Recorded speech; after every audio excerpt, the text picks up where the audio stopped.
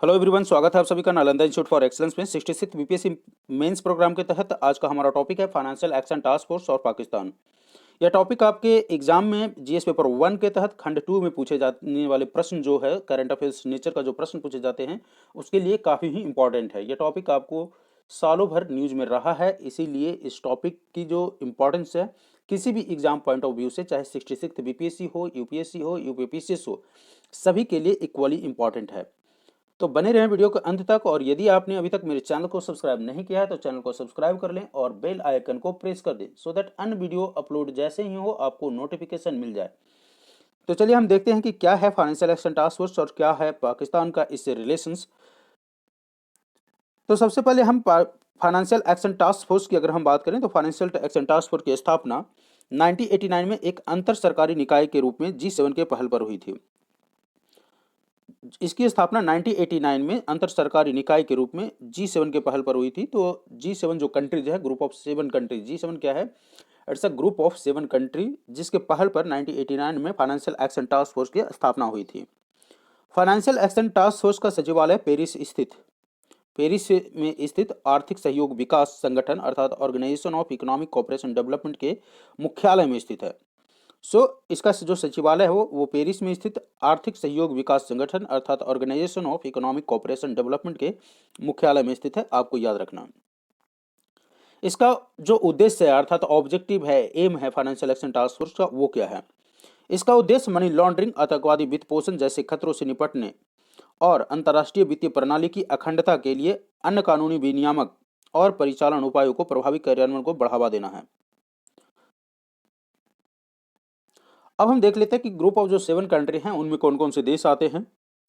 जो group of 7 country हैं उसमें आता है United state, Canada, United kingdom, Germany, Italy, France और जापान। ये जो 7 कंट्री हैं आपको मैप में दिया गया है, इधर भी दे दिए हैं सो दैट आपको याद करने में इजी रहेगा। सबसे पहले तो आपको मालूम भी होना चाहिए कि ग्रुप ऑफ 7 कंट्री में कौन कौन आता है। एक बार फिर से मैं रिपीट कर देता हूं कि कौन कौन से कंट्री हैं जो ग्रुप ऑफ 7 में आते हैं। ग्रुप ऑफ 7 में America, Canada, United kingdom, Germany, Italy, France और जापान आते हैं। यहाँ देख लीजिए, US, Japan, Canada, Germany, France, Italy और यूनाइटेड किंगडम, ये 7 कंट्री हैं जिसे हम ग्रुप ऑफ 7 कंट्री के नाम से जानते हैं। पहले ये ग्रुप G8 होता था जिससे रसिया बाहर हो गया, so now it has become two G7 countries. अब हम देखते हैं फाइनेंशियल एक्शन टास्क फोर्स की सिफारिशों को 1990 में पहली बार लागू किया गया था।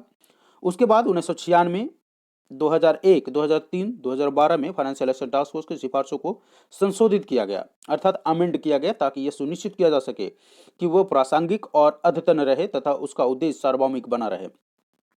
अर्थात अगर पहली बार अगर हम इसकी सिफारिशों को रिकमेंडेशन की बात करें तो पहली बार इसकी रिकमेंडेशन जो है 1990 में लागू की गई थी।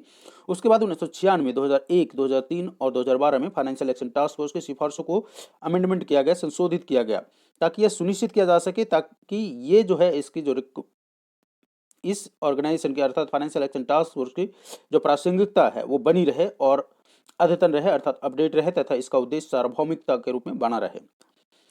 किसी भी देश को अगर फाइनेंशियल एक्शन टास्क फोर्स की ग्रे लिस्ट में 2 लिस्ट होता है, एक ग्रे लिस्ट होता है, एक ब्लैक लिस्ट होता है। तो अगर किसी भी देश को ग्रे लिस्ट में डाला जाता है तो उसका अर्थ होता है कि वह देश आतंकवादी फंडिंग और मनी लॉन्ड्रिंग पर अंकुश लगाने में विफल रहा है। जिस 2 चीज़ों की विशेषकर इस फाइनेंशियल एक्शन टास्क फोर्स में काउंटर पार्ट किया जाता है उसमें यह है कि आपको आतंकवादी फंडिंग नहीं करनी है और मनी लॉन्ड्रिंग नहीं करनी है। तो किसी भी देशों को अगर ग्रे लिस्ट में शामिल कर दिया जाता है तो इसका मतलब है कि वह देश जो है आतंकवादी फंडिंग और मनी लॉन्ड्रिंग पर अंकुश लगाने में विफल रहा है। वहीं अगर हम किसी भी देश को फाइनेंशियल एक्शन टास्क फोर्स की ब्लैक लिस्ट में डालने की बात देखें तो इसका अर्थ ये होता है कि उस देश को अंतर्राष्ट्रीय वित्तीय संस्थाओं द्वारा वित्तीय सहायता मिलनी बंद हो जाएगी। अगर कोई भी देश को अगर फाइनेंशियल एक्शन टास्क फोर्स के ग्रे लिस्ट में डाला जाता है, लाइक जैसे पाकिस्तान को डाला गया है, तो उससे क्या होता है कि आपको ग्रे लिस्ट में डालने के बाद ब्लैक लिस्ट में नहीं आना। अगर आपका कंट्री ब्लैक लिस्ट में आ जाता है तो आपको जो फाइनेंशियल फंडिंग जो है अंतर्राष्ट्रीय वित्तीय संस्थाओं के द्वारा जो फाइनेंशियल फंडिंग है वो मिलनी बंद हो जाएगी। वर्तमान में फाइनेंशियल एक्शन टास्क फोर्स में भारत समेत 37 सदस्य देश हैं और 2 क्षेत्रीय संगठन भी शामिल है। भारत वर्ष 2010 से फाइनेंशियल एक्शन टास्क फोर्स का सदस्य भी रहा है। सो आपको याद रखना है कि Bharat financial action task force का सदस्य कब से है, तो 2010 से है। अब हम फाइनेंशियल एक्शन टास्क फोर्स द्वारा जारी किए जाने वाले जो ग्रे लिस्ट है और ब्लैक लिस्ट है उसको थोड़ा सा अलग से कवर कर लेते हैं। ग्रे लिस्ट का मतलब ये होता है कि जिस देश पर अगर आपसे पूछा जाता है कि फाइनेंशियल एक्शन टास्क फोर्स द्वारा जारी किए जाने वाले ग्रे लिस्ट और ब्लैक लिस्ट को उदाहरण प्रस्तुत करें तो आप उसे लिख सकते हैं। ग्रे लिस्ट को जिस देश पर यह संदेह होता है कि वह ऐसी कार्रवाई नहीं कर रहा है जिससे आतंकवादी संगठन को मिलने वाला वित्त पोषण बाधित हो, तथा वो देश जो अपने यहाँ एंटी मनी लॉन्ड्रिंग अर्थात AML और combating the finance of terrorism अर्थात CTF व्यवस्था को पूरी तरह से नियंत्रित नहीं कर पाए हैं, किंतु वो इसे नियंत्रित करने हेतु किसी कार्य योजना के प्रति प्रतिबद्ध हैं, तो उसे ग्रे लिस्ट में डाला जाता है।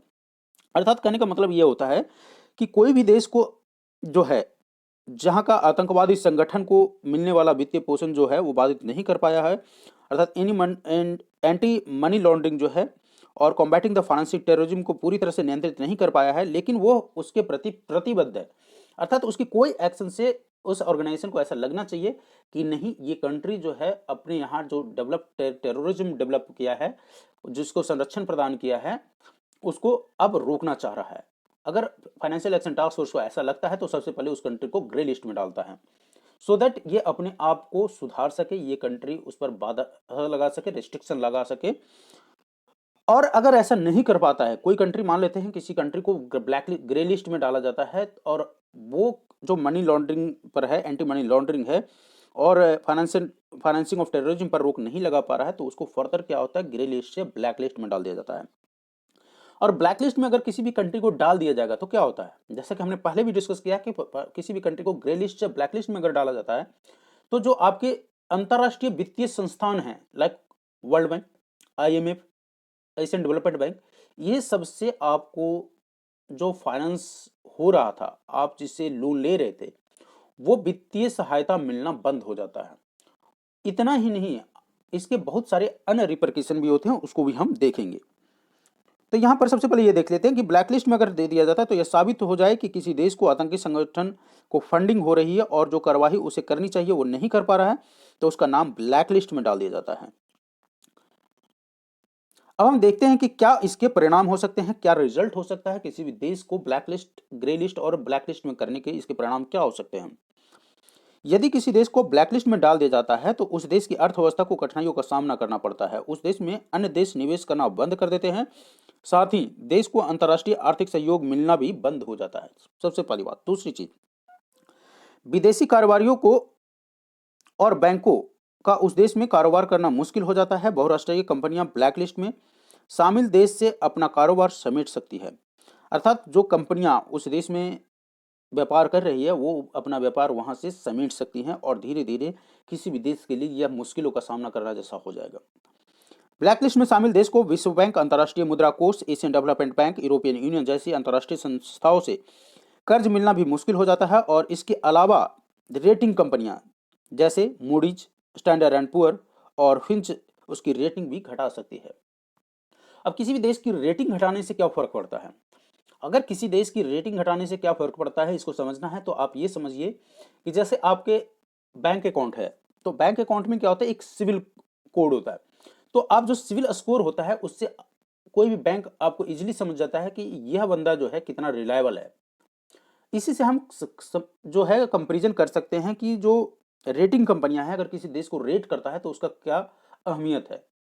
जिस तरह से एक इंडिविजुअल का परफॉर्मेंस अर्थात वित्तीय जो है कर्ज चुकाने का जो कैपेसिटी है उसको दिखाता है सिविल स्कोर, उसी तरह से किसी भी देश की वित्तीय मदद करना और उसे रीपेमेंट करने की कैपेसिटी को दिखाता है किसी organisation like Moody's, Standard Poor's और फिंच द्वारा उसके दिए गए रेटिंग पर निर्भर करता है। तो ये किसी भी देश के लिए काफी ही इंपॉर्टेंट रखता है। अब आगे हम चलते हैं, फाइनेंशियल एक्शन टास्क फोर्स ने पाकिस्तान को अपनी निगरानी सूची में रखने का निश्चय क्यों किया। आखिर क्यों फाइनेंशियल एक्शन टास्क फोर्स को ऐसा एक्शन लेना पड़ा कि वो अपने पाकिस्तान को ग्रे लिस्ट में रखा और उसके बाद उस पर बार बार दबाव बन रहा है कि इसको ब्लैक लिस्ट किया जाए। पाकिस्तान वर्ष 2012 से 15 तक इसी सूची के ग्रे लिस्ट में मौजूद था। पाकिस्तान सुरक्षा परिषद की 1267 प्रतिबंध समिति द्वारा प्रतिबंध समूहों जैसे लश्कर ए तैयबा जैसे मोहम्मद एवं हक्कानी नेटवर्क पर कानूनी कार्रवाई करने में असफल रहा है।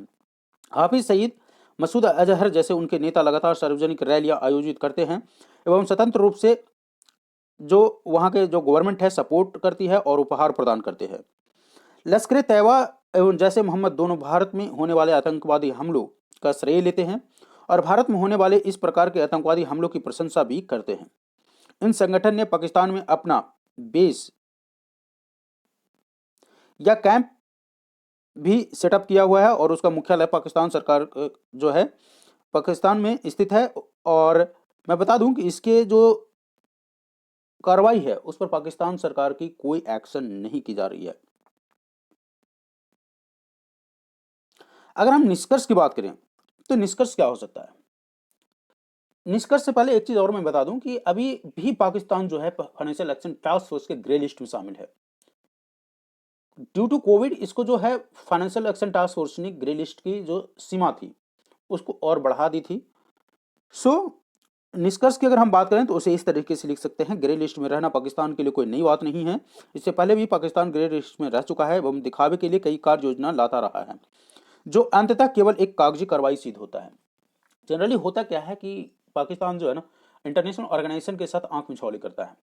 अगर कोई जैसे मोहम्मद है, लाइक अगर कोई एक टेररिस्ट ऑर्गेनाइजेशन जैसे मोहम्मद है तो पाकिस्तान क्या करता है कि उस ऑर्गेनाइजेशन को बंद कर देता है और उसको बोलता है कि भाई तुम अपना नाम बदल लो। तो वो क्या करता है, जैसे मोहम्मद से तैसे मोहम्मद हो जाएगा, मान लेते हैं एक एग्जाम्पल के रूप। तो आतंकवादी संगठन तो वहीं रह जाते हैं लेकिन सिर्फ और सिर्फ कागजी कार्रवाई आगे बढ़ जाता है। सो यह इस इनपुट को आप अपने मेंस आंसर राइटिंग में यूज कर सकते हैं। अगर आपको हमारा वीडियो अच्छा लगे तो इसे लाइक्स करें और अपने दोस्तों के बीच शेयर जरूर करें। Thank you.